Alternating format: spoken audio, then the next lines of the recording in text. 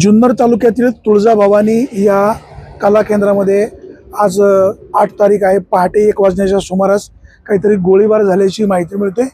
चाकणची मुलं होती, त्यांनी एका पार्टीबरोबर 1च्या सुमारामध्ये ही गाणी म्हणा ती गाणी म्हणा अशा प्रकारचं त्यांनी आग्रह धरला आणि त्याच्यानंतर या ठिकाणी संबंधित कलाकारांनी या संदर्भामध्ये तुम्ही अशा प्रकारचं काय आमच्याशी वादावादी करू नका अशा प्रकारचा प्रयत्न केला, परंतु त्यांनी ते न ऐकता गाणी म्हणण्यासाठी आग्रह धरत होते।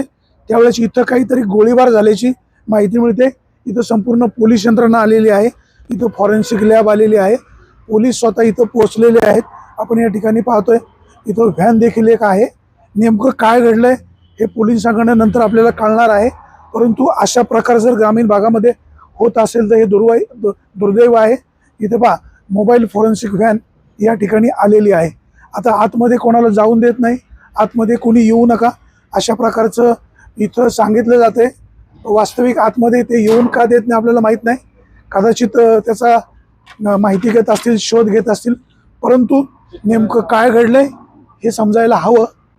काय म्हणले, कोण म्हणलं इथं थांबा, कोण म्हणलं इथं थांबा, तुम्हाला कोण सांगितलं इथं थांबा म्हणले? आपण या ठिकाणी पाहतोय आता आपण या तुळजाभवानी जे कला केंद्र आहे याच्या आपण गेटवर आहोत, म्हणजे अगदी इथं पाठीमागं आपण पाहतोय हे गेट लावलेलं आहे आणि याच्या आतमध्ये मात्र कोणाला येऊन दिलं जात नाही। या ठिकाणी 1 वाजण्याच्या सुमारास गोळीबार झाल्याची माहिती मिळते। आतमध्ये पोलीस वगैरे बसलेले आहेत, सगळी माहिती घेत आहेत, मात्र याबाबतचं आतमध्ये पत्रकारांना प्रवेश दिला जात नाही। आपण जरा प्रयत्न करूया। काय म्हणाले?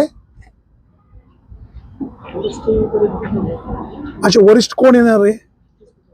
पण आम्हाला इथपर्यंत तर येऊ दे ना, आतमध्ये नेमकं थोडंसं काय थोडंफार तर शूटिंग घेऊ दे ना सर। आम्ही तिकडे जाणारच नाही सर, आम्ही तुम्ही जिथं बसलात त्याच्या मागे फक्त येतो, आम्ही थोडंसं फक्त फुटेज घेतो, आम्हाला वेगळा इंटरेस्ट नाही, आम्हाला कोणाची बदनामी करायची नाही सर। पण आम्हाला 2 मिनिटं फक्त आतमधलं फुटेज तर घेऊ द्या ना, आमची विनंती आहे तुम्हाला। आम्ही आतमध्ये जाणार नाही। या ठिकाणी आपण पाहतोय पोलीस आतमध्ये जाऊन देत नाही, कदाचित SP साहेब येणार आहेत। इथं नेमकं काय घडलं? भाऊ नमस्कार, तुमचं काय नाव? तुम्ही कुठले? इथं काय घडलं? तुमच्या कानावर काय आलंय? तुम्ही इथे कशासाठी आलात? कामाला आहे। काय घडलं रात्री? तुम्ही रात्री होते? तुम्ही नव्हते? मित्रांनो तुम्ही कुठले? इथे कामाला? अच्छा, इथे काय म्हणून काम करता?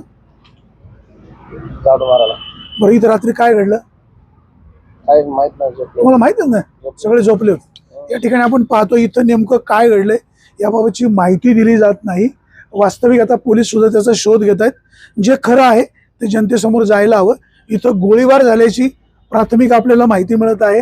इथं पोलीस म्हणजे या पुणे जिल्ह्याचे SP संदीप गिल्ल या ठिकाणी येणारे अशी माहिती मिळते। इथे नारायणगावचे सहाय्यक पोलीस निरीक्षक प्रवीण सपांगे त्यांची टीम या ठिकाणी दाखल झालेली आहे। आतमध्ये तपासणी सुरू आहे।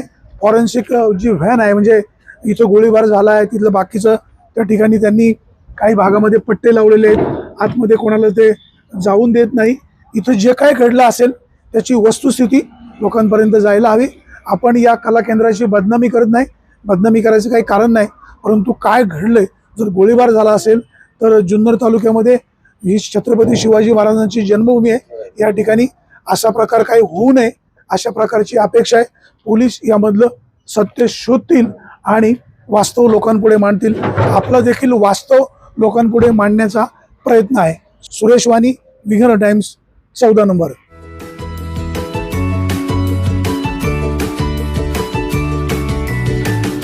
बातम्या शेतीच्या,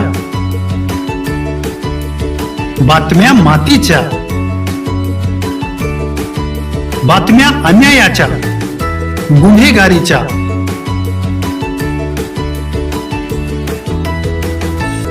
राजकारणाच्या आणि समाजकारणाच्या, शोषणाविरुद्ध बुलंद आवाज, जनसामान्यांच्या हुंकाराची गाज, सत्कार्याला प्रोत्साहन, दुष्कृत्याला अनुशासन, निर्भीड निस्पृह, सडेतोड, बेधडक आणि रोखटोक म्हणजेच विघ्नहर टाइम्स. शोध बातमीचा, ध्यास सत्याचा. आपलं चॅनल, आपली बातमी. सबस्क्राईब तर कराच, पण बेल आयकॉनवर क्लिक करायलाही विसरू नका.